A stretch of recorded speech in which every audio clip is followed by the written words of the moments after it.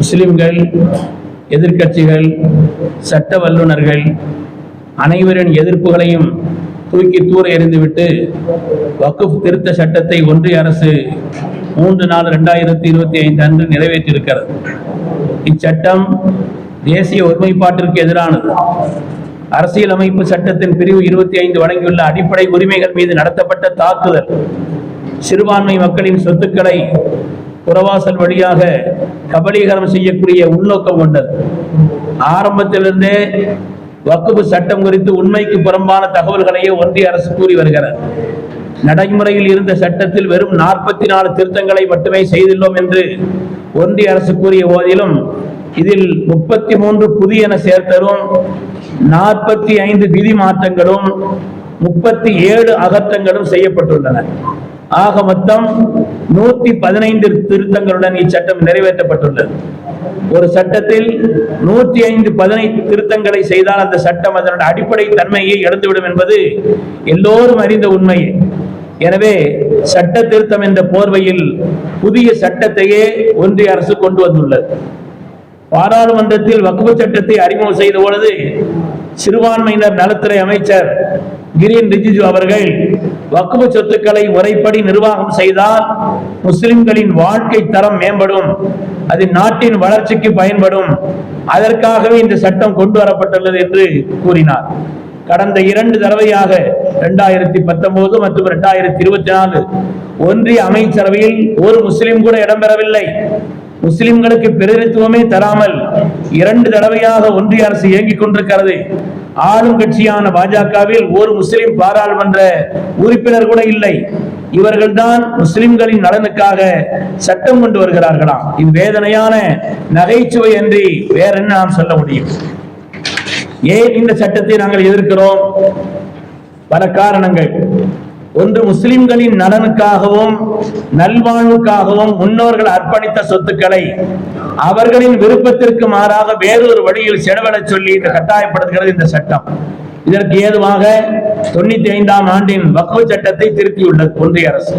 வக்ஃப் சொத்துக்கள் மூலம் கிடைக்கும் வருமானங்கள் ஷரியத் என்னும் இஸ்லாமிய சட்டம் அனுமதிக்கும் வழிகளில் தான் செலவிடப்படும் என்று ஏற்கனவே இருந்த சட்டத்தை திருத்தி அந்த வருமானங்கள் ஒன்றிய அரசு குறிப்பிடும் வழிகளில் செலவிடப்படும் என்று மாற்றப்பட்டுள்ளது.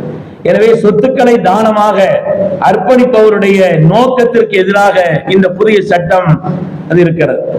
அதேபோல் முஸ்லிம்களின் நலனுக்காக முஸ்லிம் அல்லாத இதர சமுதாயத்தினர் வக்ஃப் செய்வதை இந்த சட்டம் தடை செய்கிறது. இது முஸ்லிம்களை தனிமைப்படுத்துவதற்காக மேற்கொள்ளப்படக்கூடிய இழிவானது ஒரு முயற்சி. மேலும் இந்தியாவின் ஆன்மாவாக திகழ்கின்ற சமூக நல்லிணக்கத்தை சிதைக்கும் தீய நோக்கம் கொண்டதும் ஆகும். அதுபோல் முஸ்லிம்களிடம் கூட எல்லோரும் வக்ஃப் செய்ய இயலாது என்கிறது இந்த சட்டம். ஒருவர் தனது சொத்துக்களை இறைவனுக்காக அர்ப்பணிக்க வேண்டுமெனில் அவர் குறைந்தபட்சம் 5 ஆண்டுகளுக்கு இஸ்லாமிய நெறிகளின்படி வாழ்ந்திருப்பதை அவர் நிரூபிக்க வேண்டும் என்கிறது. அந்த 5 ஆண்டுகள் இஸ்லாமிய நெறி என்றால் என்ன? அதற்கு விளக்கம் இல்லை. அதேபோல் 4வதாக, ஒருவர் வாய்மொழியாக வக்ஃப் செய்திருந்தால் அது செல்லாது. எழுத்துப்பூர்வமாக செய்யும் வக்ஃப்களே செல்லும் என்கிறது இந்த சட்டம். மரண வேளைகளில் ஆபத்தான சூழல்களில் ஒருவர் சாட்சிகளை வைத்து வாய்மொழியாக வக்ஃப் செய்யும் உரிமைகளை இந்த சட்டம் பறிக்கிறது. இதன் மூலம் ஒருவருடைய இறுதி நிமிட ஆன்மீக உணர்வுகளையும் இறை தேடல் உணர்வுகளையும் இச்சட்டம் பறிக்கிறது. இது தனி மனித சுதந்திரத்திற்கு எதிரானது. அதுபோல் ஒரு சொத்து வக்ஃப் சொத்துத்தான் என்பதற்கு சான்றாக என்னென்ன ஆவணங்கள் வேண்டும் என்று ஒன்றிய அரசு கூறுகிறதோ அந்த ஆவணங்கள் இல்லாவிட்டால் அந்த சொத்துக்கள் அரசின் சொத்துக்களாக ஆக்கப்படும். அதற்கேற்ப இச்சட்டத்தின் கூறுகள் அமைக்கப்பட்டுள்ளன. இதனால் ஆண்டாண்டு காலமாக வக்ஃப் நிலங்களாக பயன்பாட்டில் இருந்து வரும் நிலங்களும் பள்ளிவாசல்களும் மதரசாக்களும் தர்காக்களும் கூட கபலீகரம் செய்யப்படக்கூடிய ஆபத்து இதில் ஏற்பட்டுள்ளது. 95ஆம் ஆண்டின் வழிபாட்டு தர பாதுகாப்பு சட்டத்தை இதன் மூலம் செயலிழக்க செய்துவிட்டது ஒன்றிய அரசு. மேலும் ஒரு வக்ஃப் நிலத்தை பற்றி யாரேனும் ஒருவர் ஒரு ஐயத்தை கிளப்பினால் கூட அது குறித்து மாவட்ட ஆட்சியர் அறிக்கை அளிக்கும் வரை அது வக்ஃபு நிலமாக கருதப்படாது என்று இந்த சட்டம் அது சொல்கிறது. இதன் மூலம் இயற்கையினுடைய நீதிக்கு புறமாக அரசு தரப்பையே நீதிபதியாக நியமிக்கும் முக்கியமான வினோதமான விதிகள் கொண்டதாக இந்த சட்டம் இருக்கிறது. ஒருவர் தன் மீதான வழக்கில் தானே எப்படி நீதிபதியாக இருக்க முடியும்? வக்ஃபு நிலங்களை ஆக்கிரமிப்பது பிணை வழங்கப்படாத குற்றம் என்றிருந்த அவைகளை பிணை வழங்கத்தக்க குற்றம் என்றும், வக்ஃபு சொத்துக்களை ஆக்கிரமித்தவர்களுக்கு கடுங்காவல் தண்டனை என்பதை வெறும் தண்டனை என்றும் இச்சட்டம் மாற்றியுள்ளது. இவ்வாறு ஆக்கிரமிப்பவர்களை கடுங்காவல் தண்டனையிலிருந்து காப்பாற்றியும் பிணை வழங்கியும் அவர்களை உற்சாகப்படுத்தும் நிலையிலும் இச்சட்டத்தை வக்ஃபு பாதுகாப்பு சட்டம் என்று சொல்கிறது என்றால் அறிவுள்ள யாராவது இதை ஏற்றுக்கொள்ள முடியுமா?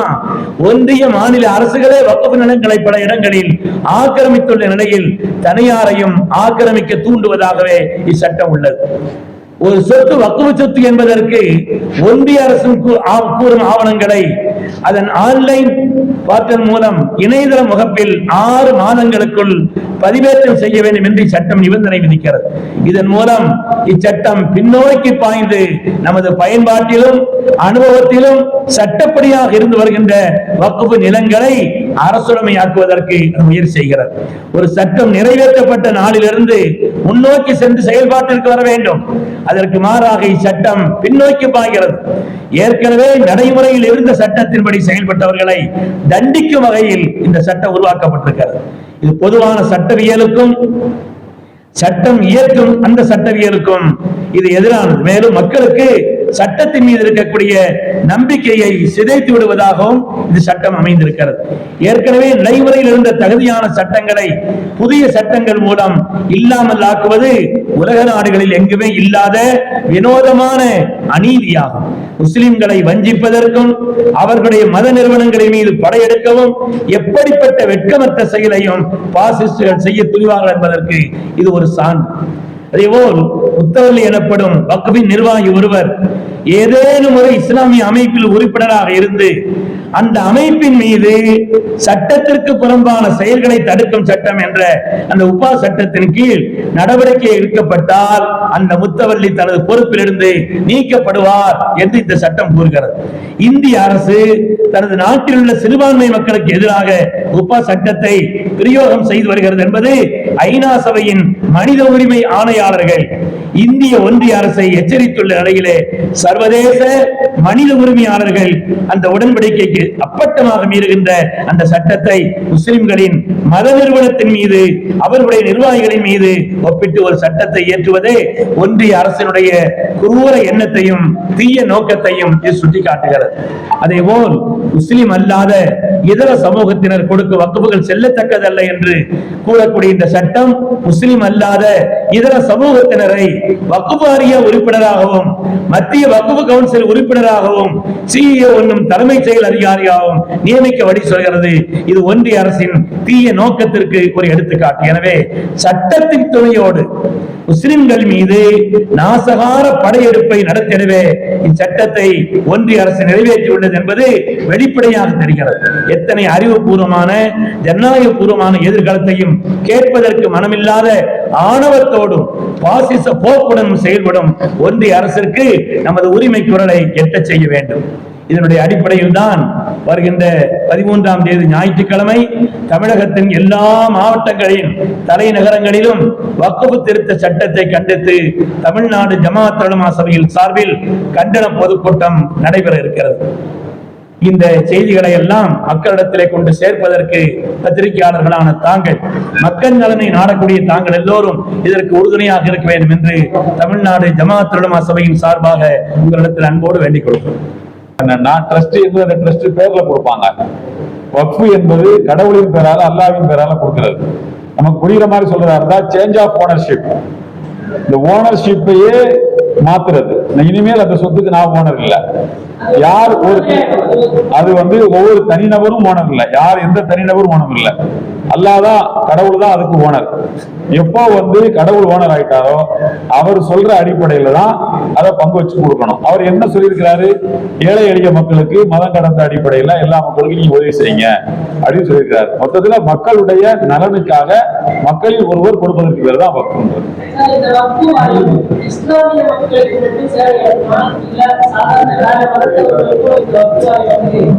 இல்ல, வக்ஃப் அப்படின்ற அந்த சொத்து சொன்னல சேஞ்ச் ஆஃப் ஓனர்ஷிப் எப்ப நடந்துருச்சோ அப்போ கடவுள் எந்த ஒரு என்ன குறிப்பிட்ட மதத்துக்கு மாணவரா? எல்லா மதத்துக்கும் மாணவர் தான். எனவே அந்த வக்ஃப் அப்படின்றது நான் கொடுக்கிறேன்னு சொன்னா நான் என்ன நோக்கத்தை சொல்லி கொடுக்கிறேனோ அந்த நோக்கத்தின் அடிப்படையில் அது செயல்படும். அது செயல்படுதான்னு கண்காணிக்கிறது தான் வாரியத்தினுடைய வேலை. சென்னையில் அதே 13 எல்லா டிஸ்ட்ரிக்ட் ஹெட் குவார்டர்ஸ்லயும் 13ஆம் தேதி தான் மாலை 5 மணிக்கு. இடம் வந்து ராஜரத்னம் ஸ்டேடியம். எங்க அமைப்பினுடைய மாநில தலைவர் PA காஜா மொய்னுதீன் பாக்ரவி, எங்க அமைப்பினுடைய மாநில பொதுச் செயலாளர் டாக்டர் BS அன்வர் பாதுஷா உலவி, எங்க அமைப்பினுடைய மாநில துணை செயலாளர் KM இலியாஸ் ரியாஜி, எங்க அமைப்பினுடைய இன்னொரு மாநில துணை செயலாளர் NA காஜா மொய்னுதீன் ஜமாலி டாக்டர் முனைவர் அவங்க.